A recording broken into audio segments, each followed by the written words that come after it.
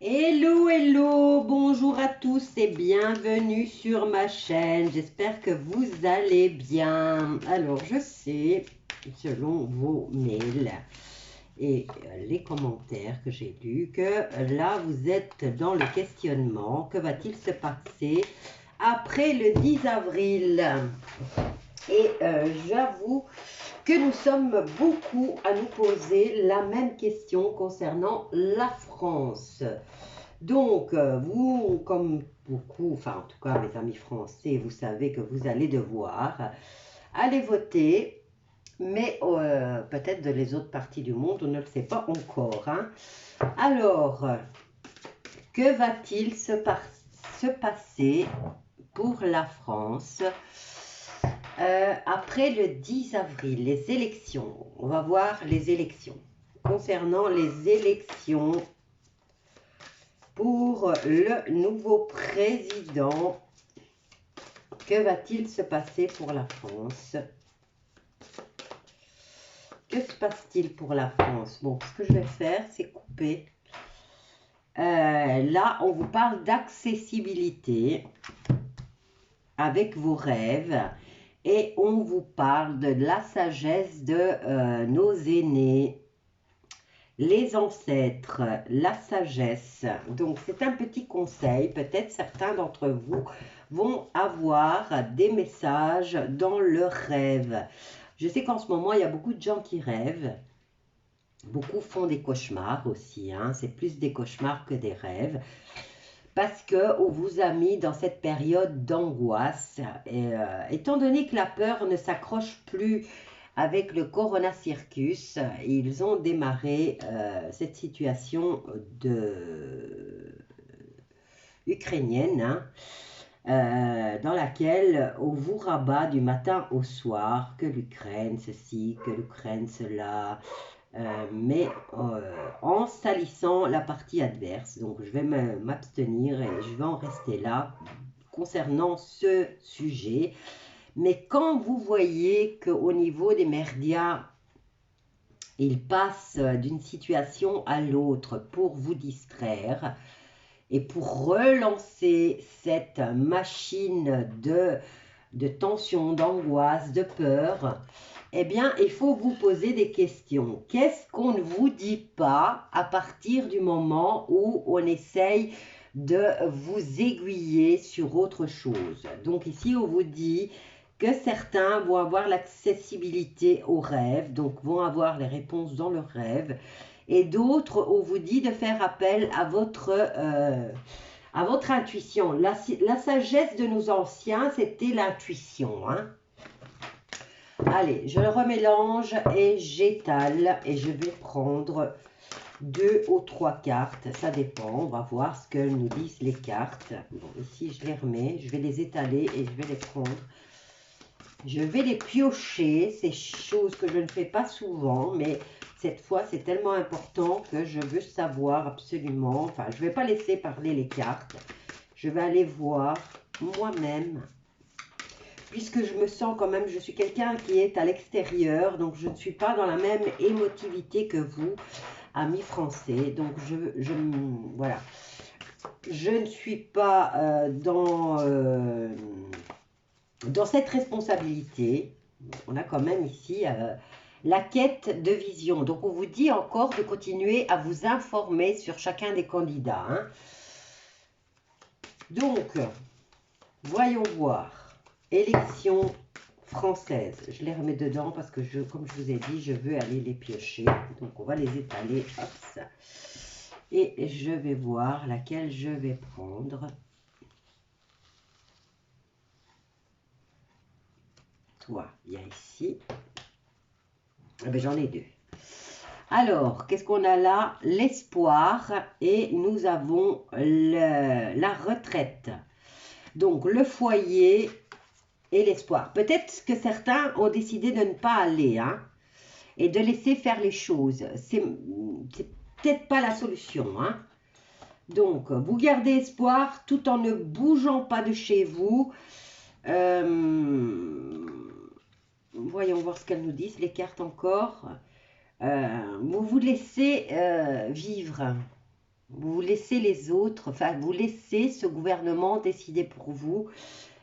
Certaines personnes vont même pas se déplacer, mais vont continuer quand même à garder à l'espoir que les choses vont s'améliorer avec l'un ou l'autre candidat. Eh bien non, non, pas du tout. Ici, on nous parle de subsistance. C'est important pour chacun d'entre vous. Il y a pour les uns, on nous parle de se laisser vivre, de garder l'espoir tout en n'allant pas voter. Et pour les autres, par contre, il y a des réactions passionnées, donc de colère. Hein. Le feu représente la colère, la passion. Bon, moi je voudrais savoir, donc il va y avoir des situations d'indifférence, comme il va y avoir des situations, des réactions de colère. On vous donnait le conseil de vous informer, et là on vous dit que vous êtes en connaissance, donc allez voter et en gardant à l'esprit ce que vous savez. Je parle pour les personnes qui ont pris la peine de bien s'informer. Ensuite, voyons voir ce que nous disent les cartes. Et l'abondance viendra du sud. Où est-ce que c'est le sud? Je ne parle pas le sud d'un pays. Là, on est au niveau mondial. Hein. On est tous dans la même galère. Si vous voyez, on est tous dans la même situation. Et là, on vous dit, regardez, on a des pingouins. Hein. L'abondance viendra du sud. Mais on a le soleil, on a la mer, mais on a les pingouins. Donc, voilà. Réfléchissez un petit peu, faites vos recherches au sud de la planète, au niveau des pingouins. Quelle est cette zone? On vous dit que le salut vient de là. Hein. Regardez, qu'est-ce qu'on a là? Les offrandes et la richesse. Donc, il y a des moments de gratitude. Allez vous renseigner d'abord ce qui se passe au niveau du sud. Et on vous parle de richesse, mais surtout d'offrandes. Donc, prière, gratitude. Moi, j'ai un hôtel de prière sur lesquels non seulement je fais mes petites prières, mais je fais aussi des offrandes d'eau et je fais des offrandes de fruits, de légumes. Ça dépend ce que j'ai à ma disposition et ça dépend, je prends ce qu'il y a de plus beau. Voilà. Maintenant, c'est personnel. Si vous n'avez pas, si vous n'avez rien de frais, de vivant, bah, moi j'appelle ça les fruits frais et vivants. Les légumes aussi, surtout si vous avez un jardin. Maintenant, pour les autres, si vous n'avez rien, vous pouvez faire des petites prières et sur votre table, organisée, comme si vous vous adressiez à Dieu, hein, à votre Dieu, et vous lui offrez ce que vous avez de meilleur. Maintenant, ça peut être des pâtes, ça peut être du riz, ça peut être des fruits secs, ça peut être, voilà. Mais là, on vous dit de vous recueillir, de faire des offrandes et de continuer à prier. Qu'est-ce que nous avons là? Continuation. Continuation, là on nous parle de l'abondance qui vient du sud, on nous parle de richesse au niveau des prières. Beaucoup vont prier. Et nous avons quoi là? Endurance. Donc il faut garder, il faut continuer à courir. On ne doit pas s'arrêter. Il ne faut pas s'arrêter, il faut continuer.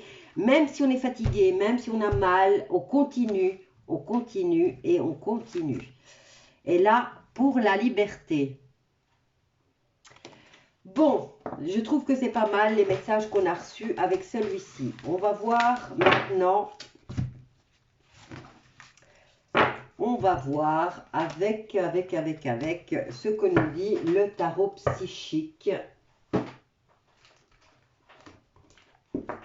Ce que nous dit le tarot psychique par rapport à ces élections du 10 avril 2022. Voyons voir quelles sont les énergies, en tout cas, qui seront aux alentours de cette date. Hein. Je vais laisser les cartes sauter toutes seules.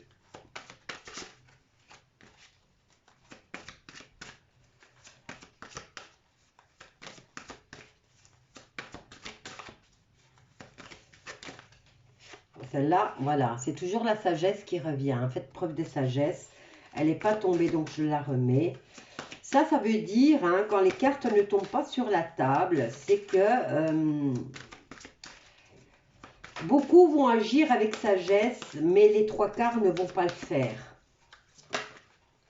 Bon, elles sont toutes tombées. Celle-là, c'est ces deux-là.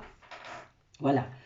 Ici, on nous parle de renseignements. Celle-ci représente l'ermite. Hein, et on vous dit solitude. Oui, mais regardez, la solitude, on est dans sa petite tour, on est dans sa bulle, mais on continue à s'informer, à étudier, à essayer de savoir ce qui va se passer. Alors, vous allez avoir des pertes au niveau affectif, mais ça, je pense que vous le savez. Mais regardez ce qui se prépare. Prospérité matérielle et spirituelle au niveau, et regardez, un grand éveil va encore se produire durant les alentours de cette date. Maintenant, il va sûrement arriver quelque chose d'important puisque cette carte est sortie. Donc, il va se passer quelque chose du style qui s'est peut-être passé aux États-Unis et qui va permettre à certaines personnes qui n'ont pas encore eu cette faculté-là, cette possibilité-là, de s'éveiller et de se rendre compte de ce qui se passe autour de lui ou d'elle. Allez, donc ces élections vont permettre un éveil spirituel, en tout cas un grand élan d'éveil spirituel. Donc, c'est peut-être, comme je vous ai dit, attendez-vous au pire parce que s'il y a un éveil spirituel se fait à chaque fois qu'il se passe quelque chose et que les gens sont choqués de voir ce que nos dirigeants font. Donc, attendez-vous à ce que ça ne soit pas très joli. Puisque ces derniers temps, hein, les révélations sont là. Hein, l'Apocalypse veut dire révélation. Donc maintenant, pour sur le couple présidentiel jusqu'au 10 avril encore, hein, vous avez, et vous ne pouvez pas dire que vous ne le savez pas, vous vous êtes bien rendu compte, au niveau de la première dame, vous savez, il y a des choses qui sont arrivées, qui sont revenues à la surface. Et vous savez qui elle ou lui est. Voilà, je n'irai pas plus loin. Au niveau de Macron, vous savez qu'il a été engagé pour détruire la France, chose qu'il a très bien fait. Il a fait exactement le travail pour lequel il était payé, et avec votre argent en plus. Donc, il y a aussi les fameuses agences privées à qui on a donné votre argent pour prendre les décisions pour vous et pour vous maltraiter, pour vous comment dire, pour vous faire peur, pour maltraiter vos enfants, j'ai pas vraiment le mot pour qualifier ces gens-là sans me faire censurer, hein, en fait. Alors, à partir du 10 avril, il va se passer quelque chose. En tout cas, on vous dit de rester calme, hein, là quand même. On vous dit de vous isoler, de réfléchir avant d'agir. On vous parle de perte affective à ce niveau-là. Parce qu'il y a des personnes qui vont s'éveiller, mais d'autres qui vont rester obstinément là où ils sont, parce qu'ils sont bien. On vous dit prospérité, il va y avoir énormément d'éveil. Donc, quand je parle de prospérité, ici, c'est au niveau d'un éveil hein, qui va se faire à partir de cette date-là. Et c'est comme je vous dis, je vous préviens, ça ne va pas être beau pour que ça permette à la population de s'éveiller. Bon, donc énormément de révélations autour du couple présidentiel. Des manigances, des sociétés privées qui viennent se permettre de prendre des décisions pour vous. Donc, est-ce que ça ne vous incite pas à vous dire que tout compte fait, la France n'est qu'une entreprise et qu'elle est dirigée d'un autre pays, hein? Alors, quoi d'autre par rapport à ce 10 avril, jour d'élection en France? Je ne vais pas faire les cartes sur l'un ou sur l'autre, hein. Vous voyez que les cartes parlent d'elles-mêmes. On vous parle de tromperie, vous voyez. Donc l'éveil sera dû à une tromperie et à un conflit. Et beaucoup vont avoir des conflits intérieurs parce qu'ils vont se rendre compte que, encore une fois, les Français auront été dupés. Et là, ça va permettre à une partie qui n'était pas encore éveillée d'être dans le conflit. Et ils vont se sentir accablés, hein, parce qu'ils se disent, mais enfin, comme toute personne qui s'éveille, on passe par un stade où on ne sait pas à quoi se raccrocher, hein, parce qu'on se dit, mais enfin, on prend... C'est comme si un voile vous avez un voile devant les yeux et ce voile se déchire. Donc, vous avez l'habitude de voir, par exemple, où vous met un cadre. Il y a le soleil, il y a une mer calme et vous vous rendez compte que le cadre, enfin, cette toile que vous avez devant les yeux, eh ben, il y a comme si des déchirures qui commencent à se faire. Donc, vous vous posez des questions, vous vous dites, tiens, je vais quand même voir pourquoi là, ce n'est pas comme ça. Vous allez vous approcher, vous vous rendez compte qu'en fait, c'est un drap.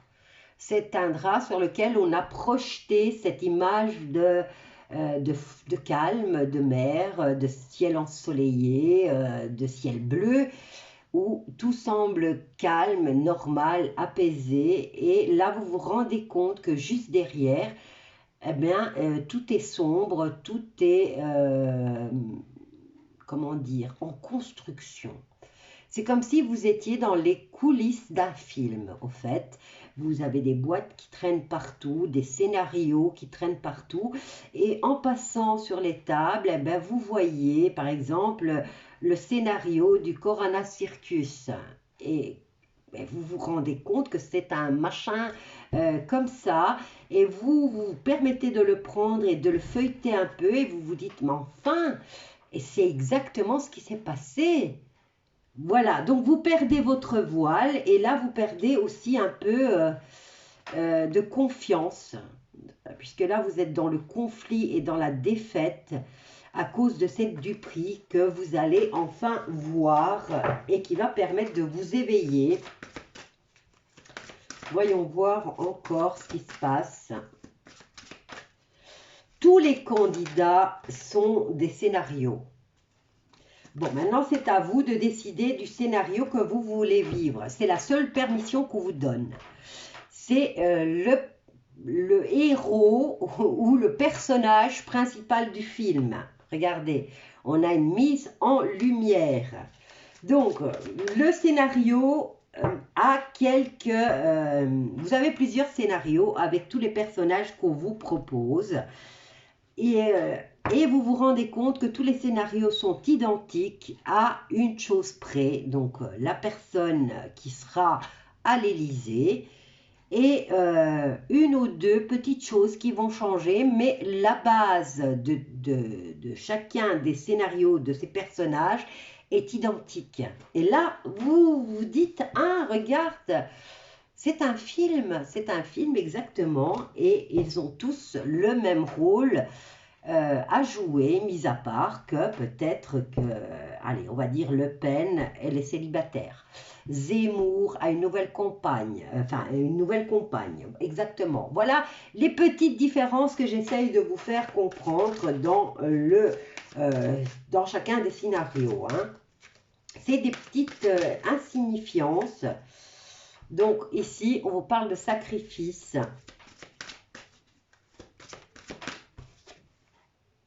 Chagrin et peine, l'éveil, c'est ce qu'il apporte malheureusement, hein. c'est pas que vous avez directement le soleil, la mer, la tranquillité et que tout change par un coup de baguette magique. Ben non, la mise en lumière, c'est du chagrin parce que vous commencez à vous rendre compte, malheureusement, de justement que derrière votre drap, on vous projette quelque chose de beau ou quelque chose d'apaisant. On vous donne ce que vous voulez, au fait. Hein. On vous dit, voilà, c'est comme ça. Regarde l'image, ne regarde pas ce qui se passe derrière. Mais comme le drap se déchire, vous êtes curieux, là, vous faites l'action d'aller voir ce qui se passe derrière. Donc, vous n'avez plus ce drap qui vous protège et vous vous rendez compte de l'envers du décor qui est sale, qui est moche, qui est obscur, qui est... ben là, c'est du chagrin, hein. Des déceptions, du chagrin. Et là, aux alentours du 10 avril, il va y avoir quelque chose de moche qui va arriver et qui va permettre à d'autres personnes qui ne le voyaient pas de voir exactement ce qui se passe. Peut-être à toutes ces personnes qui restaient chez elles et qui laissaient faire les choses en gardant espoir. Hein.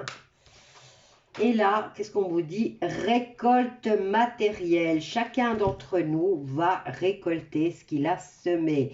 Si vous êtes dans l'ignorance, vous resterez dans l'ignorance. Si vous êtes dans l'éveil, hein, vous allez passer par ce moment d'angoisse, de conflit, de désespoir, de chagrin, de peine. Mais regardez, récolte matérielle, ça c'est l'après. L'après, ce qui arrive, hein, une fois que tous ces personnages seront, où on va déchirer leur scénario et ils seront tous éjectés. Hein. Hop là, qu'est-ce qu'on a là? Regardez. Vérité, les vérités qui arrivent et la passation de l'ombre à la lumière. Mais voilà, vous devez passer par cette période-là. Bon, voilà. Je vais m'arrêter là, puisque les cartes ont parlé, pour ce que je ne vous fais pas un thème pour l'un ou pour l'autre. Je viens de vous expliquer qu'ils ont tous, chacun de vos candidats a son scénario et ils sont tous identiques. Leur scénario, la trame de l'histoire, elle est pareille à quelques petites différences près. Donc, je vous ai fait l'exemple. Marine Le Pen, célibataire, se retrouve à l'Élysée. Si c'est Zemmour, eh ben, il a une nouvelle compagne, une compagne qui a la moitié de son âge. On va peut-être apprendre des vérités après encore. Hein. Bon, n'oubliez pas que vous vivez en ce moment dans un monde inversé, donc toutes les valeurs, toutes les croyances que vous pensiez avoir, qu'on vous a inculquées durant des décennies, là encore une fois, le voile s'est déchiré, vous vous rendez compte qu'au niveau de ces politiciens, eh ben, il n'y a rien de propre, il n'y a rien de beau. On nous parle d'énormément de scandales, ça concerne aussi beaucoup les enfants, ça concerne, ça arrive, vous faites déjà, il y a déjà pas mal qui est arrivé, mais le plus important, c'est ce qui se passe avec les enfants et ça, ce n'est pas encore, oui, on arrête l'un, on arrête cet acteur-là, on arrête ce comédien-là, on arrête ce chanteur-là, mais le fin mot de l'histoire, ce qu'ils font de ces enfants, vous ne l'avez pas encore. Vous ne l'avez pas encore et ça va être quelque chose qui va vous choquer de façon terrible. Maintenant, je ne sais pas s'ils vont vraiment, parce que ça déclencherait vraiment le soulèvement du peuple, je pense, et que tout serait à sang et à feu. Donc, ils vont y aller, je suppose, doucement pour vous divulguer les vérités, hein, petit à petit, au compte-gouttes. Mais si vous allez voir, je vais vous aiguiller, hein, allez voir la bande dessinée qu'a créée Yves Saint-Laurent. Eh bien, c'est dans les années 70, 70 pour vous. C'est choquant, eh ben, c'est une partie de la vérité. Voilà.